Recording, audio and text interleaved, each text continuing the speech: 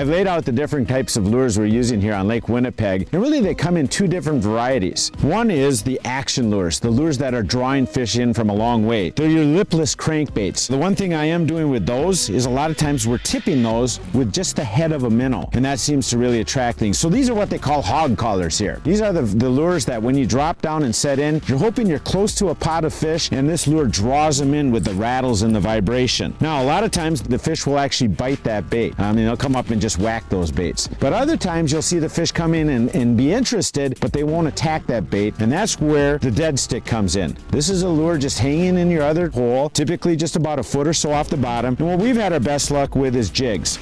Pink jigs, green and white jigs, some kind of glow on them seems to be real useful. And for these, what we're using is a full frozen shiner or salted shiner, so it's a dead minnow. But we're just letting that hang there. And then if we see that fish kind of approaching it, we can move that up and jig it a little, trying to track that fish. Now, you do use two different styles of rods for these also. On your dead stick, you're going to want pretty much your regular old walleye rod, a medium heavy rod, a little bit of flex in it.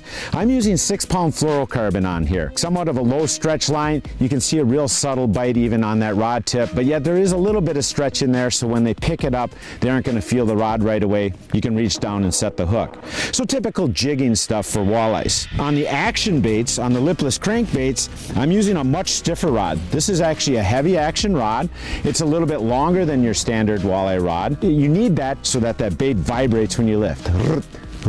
Attract those fish in. For that reason, because I want a good vibration, I'm using a no stretch line. This is a new line called Nanofill. It's kind of a hybrid between braided line and fire line, only I think better than both. It's actually a very slick line. It's thinner than fire line, so it's a very, very good line to cut through the water. Then I'm running that down to a barrel swivel, and the main reason you need this barrel swivel is these lipless crankbaits will spin a lot, so you need something to take up that spin. And then I'm running about a 2-foot fluorocarbon leader. I'm using 10-pound 100% fluorocarbon for that.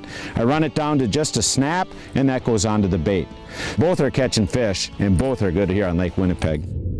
Staying mobile continues to be the overall name of the game for running down these schools of big green Lake Winnipeg ice walleye. This is so much fun. And even though each hole can produce multiple fish, and on average we're drilling 3 holes a person, it isn't always the case. And that means drilling. And drilling. And even more drilling. At times through up to 4 feet of solid ice, which presents some other challenges for getting these big walleyes to the surface. Oh, I got one. Fish. Good one? Man, this is a good one. Hello, Lee. Hello. He's a good one. Oh, he got stuck. I think he's on that lip. I'll just let him down a little, huh? Just a little bit. Oh, there he's swimming. All right, here he comes. Here he comes, here he comes. Here we go. There's a swivel. Coming up. All right, get him, Lee, get him! Yes! Yes! There we go. Thank you, sir. Problem was, as he was coming up, I think his beak got stuck on that hole. And you don't see that all the time when you're fishing less ice, because you can get a little angle on the fish, get him coming in the hole. But up here with this 4-foot thick, deep ice, sometimes they get stuck. And all I did was, I didn't give him slack, but I just reduced the tension. He started to swim just a little bit, and as soon as I felt that, then I pulled him and got his nose up in that hole.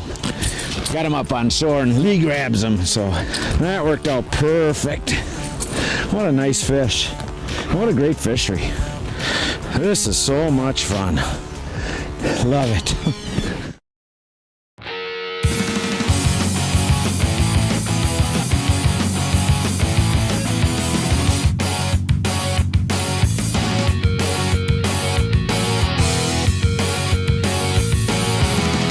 Topics, leading information on tackle and techniques to make you a better fisherman. Presented by Mercury. The information, products, and technology out there these days, it really is easy to ignore the basics. And when it comes to fishing, one of the most important basics is your hook. It's the link between you and that fish you've worked so hard for, whether it's a live bait rig or an artificial lure. Unfortunately, one of the problems these days is that lure companies kind of fight for price points out there. I was in the lure business, I understand it. You don't want the price to be too high, and one of the easiest and most natural places to scrimp a little bit might be the hooks. And that's not the place you want to be scrimping as an angler, and that's why you need to get Mustad Ultra Point replacement trebles. They've got a premium line of hooks, and whether you're fishing for larger species like muskie and northern pike or walleye or bass, whether you're using live bait rigs or crankbaits or whatever it might be, they've got a specialty treble that's available for you to use that will work perfectly for that application. Ultra Point trebles are much stronger. They have the Ultra Point technology that not only gives you a super sharp point, but it's a point that stays and lasts longer than any other treble out on the market. Now, there's a lot of other good hooks out there, but if you want the absolute best, you want Mustad Ultra Point premium trebles.